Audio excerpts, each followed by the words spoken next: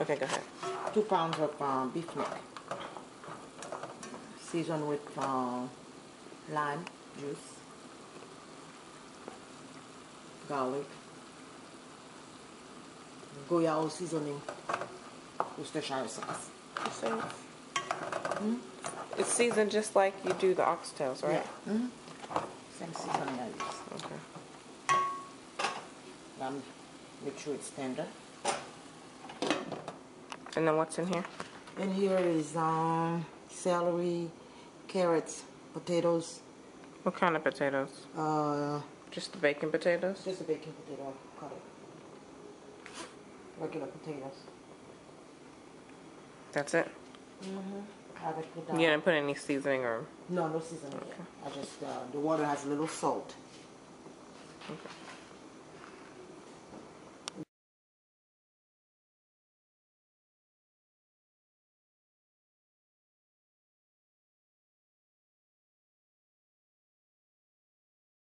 You Yeah. You do it.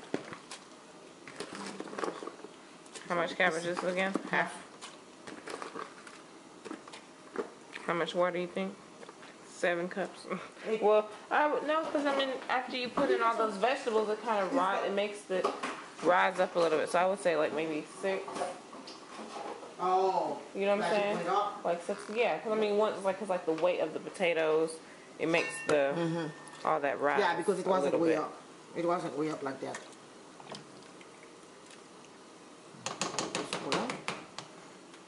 Cook. Here you are. You got all your. You cook everything all at once. I was thinking of Faye.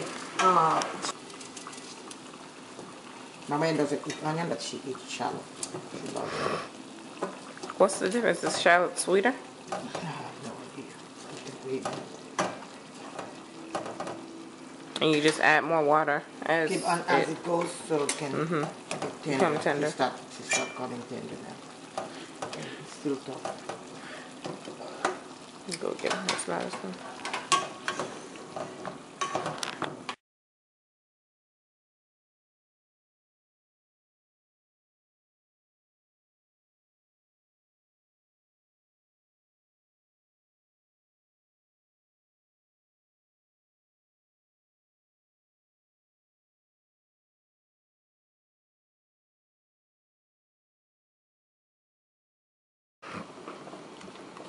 I'll take a little bit.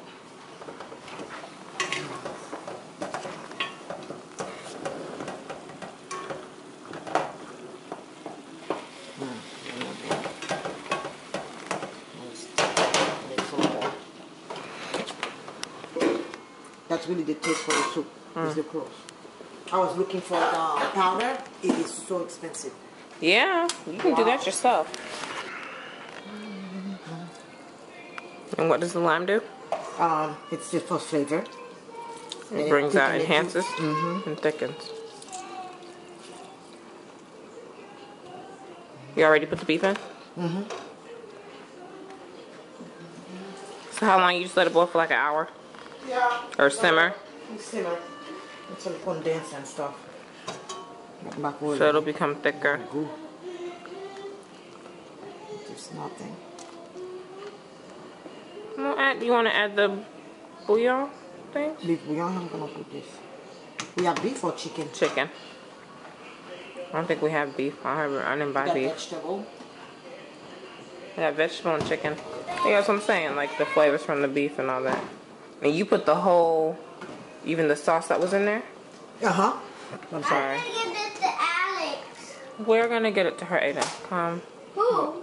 We will. Who? You. Because I told him. Mima, your phone. Your phone, please.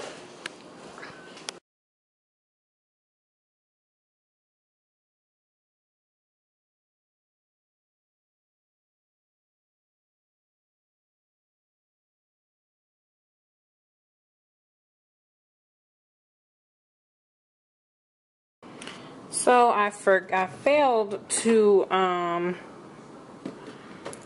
show that she put the spaghetti in the soup, and I apologize. So This is, Lord, this is the soup once it's been in the fridge. So if you want mushy spaghetti, then you just put it in whenever, you know, I guess after you get the taste that you want. Otherwise, I would suggest, if you want your spaghetti to be a certain, I don't know, I'm searching for some meat and some boule. She also put boule in here, which is optional. Dumplings, for those that do not know what boule are. And I'm trying to get some meat too. That's the only thing about after cooking it. It's like a search and rescue mission. But gosh, if you want your meat to be a certain way, or not your meat, I'm sorry.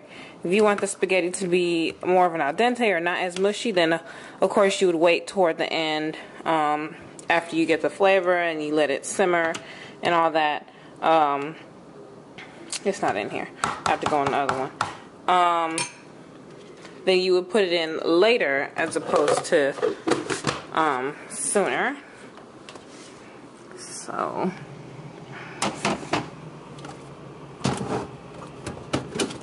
okay. And the dumplings, or the boule, however you want to call it, I'll put a recipe of, there we go, some meat. Yes.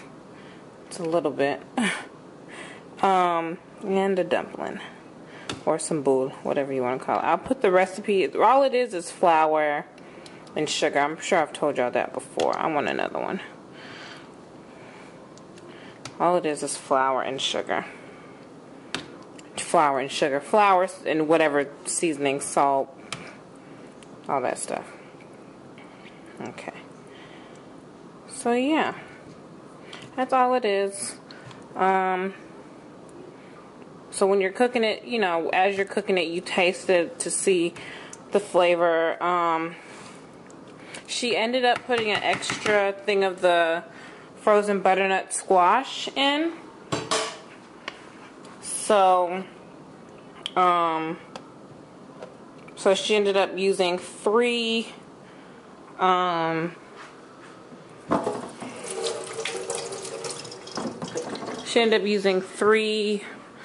of the frozen versions of the butternut squash, or whatever, cooked squash, frozen squash, whatever you want to call it. Yeah, so excuse me.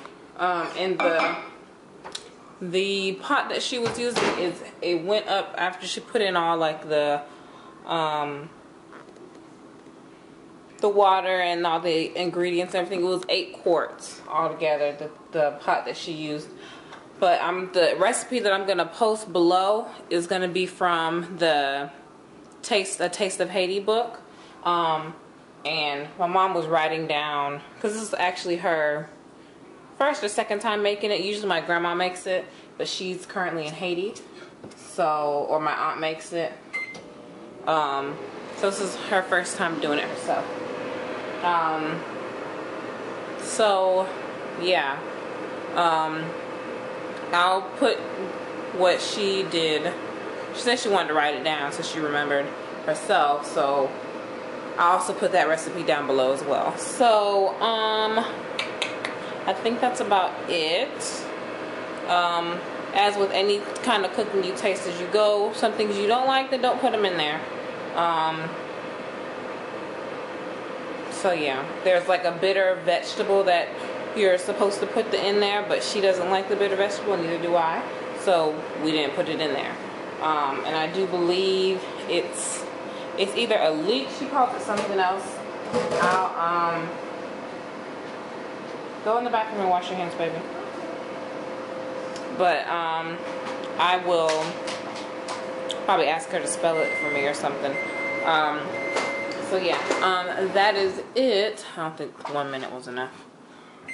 But that is it, and I will talk to you good people later. Peace. Woo!